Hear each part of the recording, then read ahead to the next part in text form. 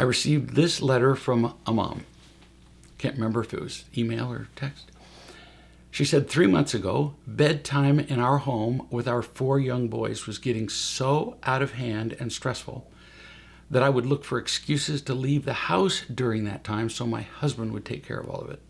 So many things were going on. Whining, nagging, disappointment, feeling completely out of control, lots more.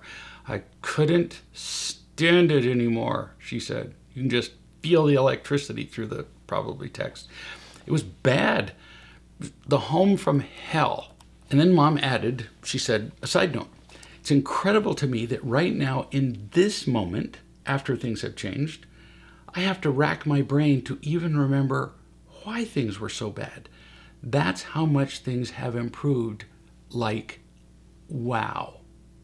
So Mom tells me, family from hell, makes a side note and says, holy smokes, things have changed. And now we're going to hear about how they've changed. To all of you, this can happen for you too. Nothing is too impossible. You can expect great results when you use real love principles with your kids, with anybody actually. Click the like, subscribe, and bell here on YouTube and keep learning how to fix what's not working. So back to Mom. Right as I was barely hanging on by a thread, not just with bedtime, but with everything having to do with the kids, I came across the parenting training and I found a real love parenting sister.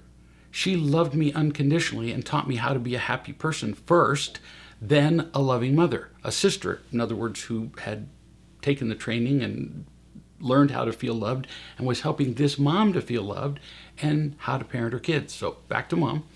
She said, I shared what I learned with my husband and we shaped up the routines leading to lights out for each boy. We established bedtime rules and consequences for not following the rules. We lovingly taught the boys all these things, and then we set things in motion. Everybody adjusted beautifully, beautifully, she repeats. I can't say enough that it was not about the routine. It wasn't about the rules. We'd tried all that stuff before. So it doesn't matter how many rules and how rigid the routine is. She says, it was about me feeling loved first by this other person, by my real love sister. So then I could focus my husband and boys. It was the love that mattered. But the rules mattered too, and of course we had to adjust them as we went. For example, after 2 weeks, we could see that Pierce, who's 2 years old, needed his own room. It was too disturbing for him to be in the room with the other kids in order to get enough undisturbed sleep. So we created a solution. We created a private bedroom for him with a space under the stairs. A little bit of drywall, a door, some paint, and a cute little clock that created some light in that little cave of his. And he felt special that we did this for him, not thrown away under the stairs. Another example, Mom says, a month or 2 into our routine, we made the decision to adjust the 4-year-old's bedtime back an hour because we could see that he was just way too tired in the daytime to function. Things began to go so well that my husband and I thought, sheesh, what took us so long to get to this? It's magic what getting enough sleep will do for kids. It was like stress and anxiety just seeped out of my body with this newfound order at bedtime. This is all still one note from Mom. Same with the kids. Even just last week, I had a moment where I nearly burst into tears of joy. It was 7:30 at night, and I was lounging on the couch, and I looked around. My 9-year-old was reading peacefully. My 7-year-old was cuddling with his dad, and the younger 2 were in bed. Our home was filled with peace at 7:30. What planet am I on? Now, the current situation, Mom continues. The return of school last week threw a curveball into our bedtime routine. Like, duh. School triggered anxiety in our 7-year-old, Milo. He did fine getting up, getting ready, going to school. He even did well with his bedtime routine. But when it was time for lights out, where he's required to stay in his room, it was like the anxiety just consumed him. and he'd go out of his mind. He sobbed for us. He spouted out all kinds of wild fears. He wouldn't stay in his bed. He would beg us to hold him, to stay with him, and on and on. The bedtime routine would have gone on till midnight. And the first few nights this happened, we just gave him some extra hugs and cuddles and reassurances when he came out of his room. Then we kept sending him back to bed, and he'd come out of his room, and we subconsciously just hoped it would go away, like it would wear off or something. Well, it didn't go away. The same episode kept repeating over and over, night after night. Last night we had everybody in bed, and not even 10 minutes later we hear Milo's crescendoed crying, same as the previous nights. We heard him get out of bed, come out his door, come down the stairs to the main floor where we were, and we said to each other, what are we supposed to do with this kid who keeps doing this? Clueless. How can we help our child who is clearly suffering? So do we play soft? Do we keep cuddling, comforting, reassuring, validating, soothing? Do we go lie down with him until he calms down?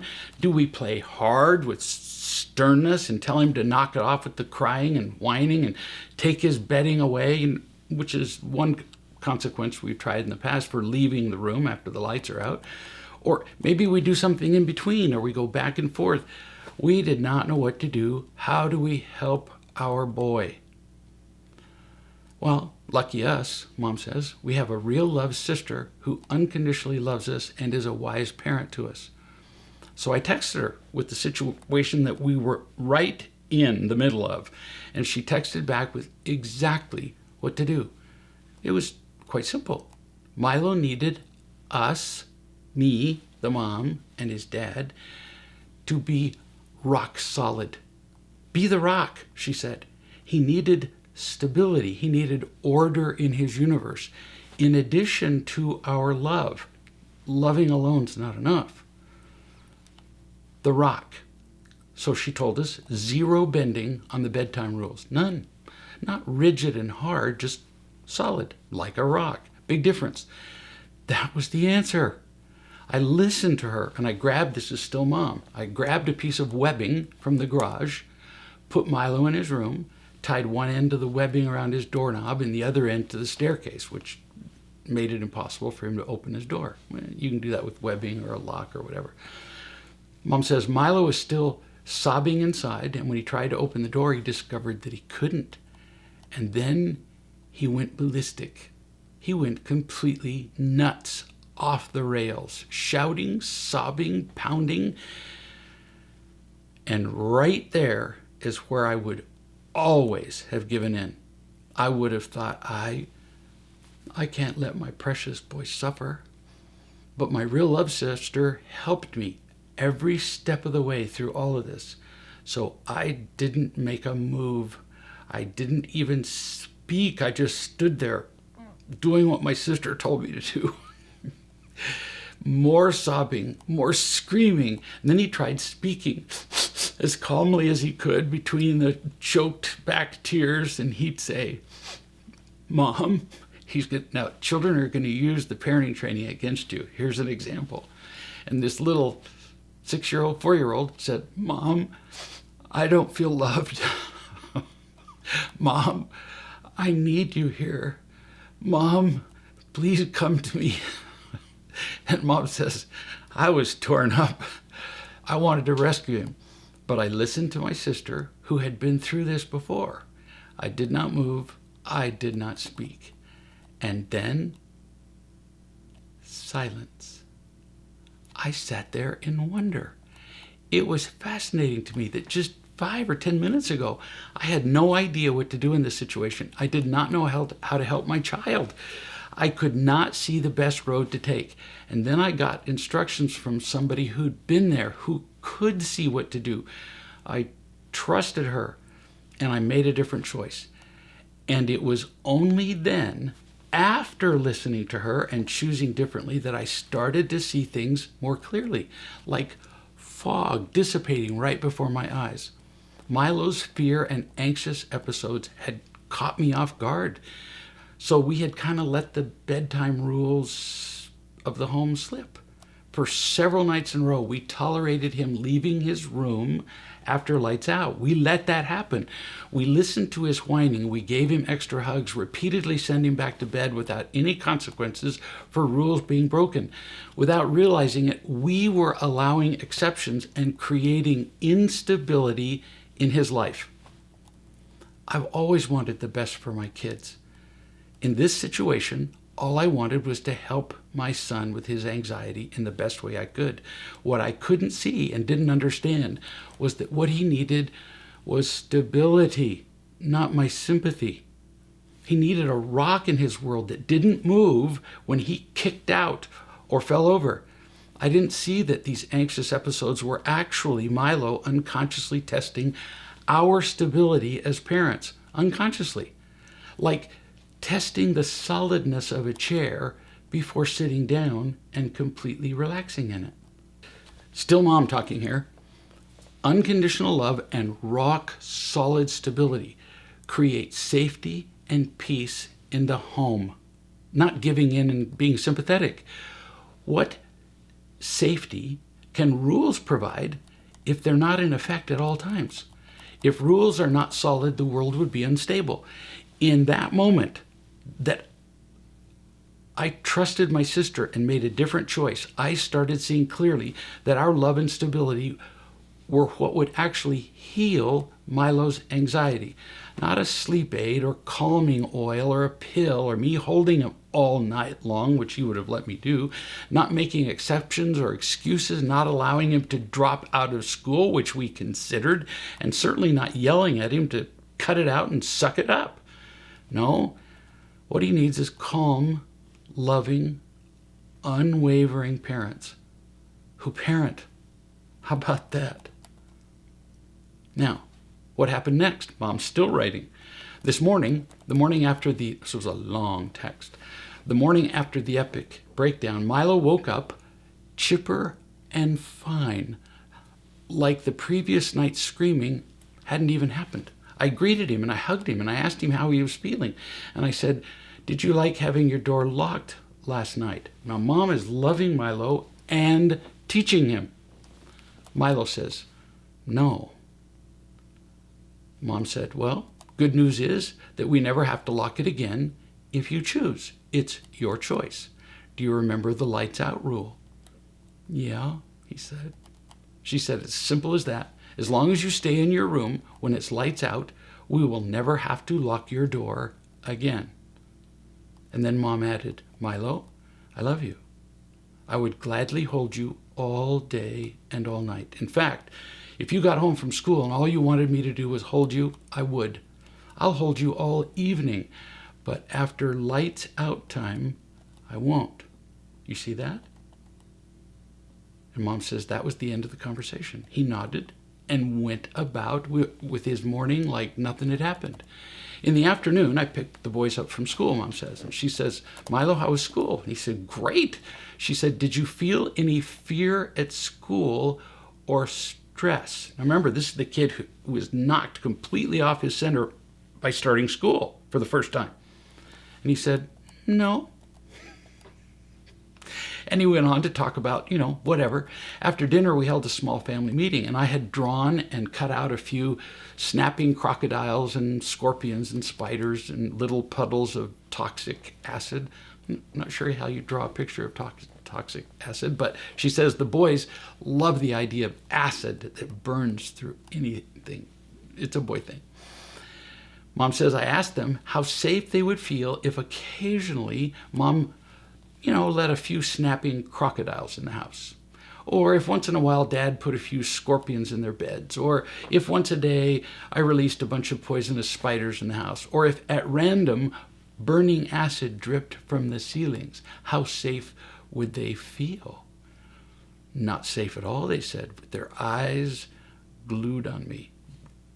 Just a parenthetical aside from me. Moms, if you talk about crocodiles, scorpions, and dripping acid, your boys will listen. Mom says, then I taught them that if Mom and Dad sometimes allow them to break the rules of the home with no consequences, or if we make excuses or exceptions to them once in a while, that would be like letting those harmful things into the house. When we don't follow the rules or enforce the rules consistently, it makes our home unstable and unsafe, like random puddles of burning acid dripping from the ceiling and crocodiles and blah, blah, blah. I brought up again what we call in our family love killers. This is a great term for Mom. Love killers. Anger, whining, teasing, lying, withdrawing, blaming, complaining, and using the F word. What's the F word? Fair. If we let those things happen, Mom continues, even sometimes, that's also the equivalent of releasing those scary things into our home. The love killers. It makes our home unsafe, unstable, and a place where we feel empty and afraid. And I put my hand on Milo's cheek and said, imagine that, huh, Milo? That being loved and keeping the rules is actually what will take your fear away. Cool, huh? So that night, the evening right after the night of horror, Mom says Milo had me hold him from 7:15 to 8 o'clock, probably the longest he's ever wanted to be held. I snuggled him close, read him a few books, caressed his hair and face, and his favorite, I told him stories about me as a kid. And at 7:59, he hopped out of my arms, went into his room, closed the door, and climbed into bed on his own. It's now 9:32. As I'm finishing writing this, I haven't heard a peep from him. That's one night later. Kill me. Now I'm commenting. This mother has said it perfectly. Notice I made almost no comments as I was reading what she wrote. Our children do not need us to spoil them. They do not need us to remove all discomfort and enable them when they experience every little inconvenience. They need us to love them. They need us to teach them the principles that lead to a lifetime of happiness.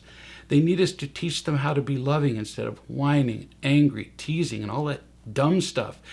They need us to teach them how to make choices in the face of difficulty and pain.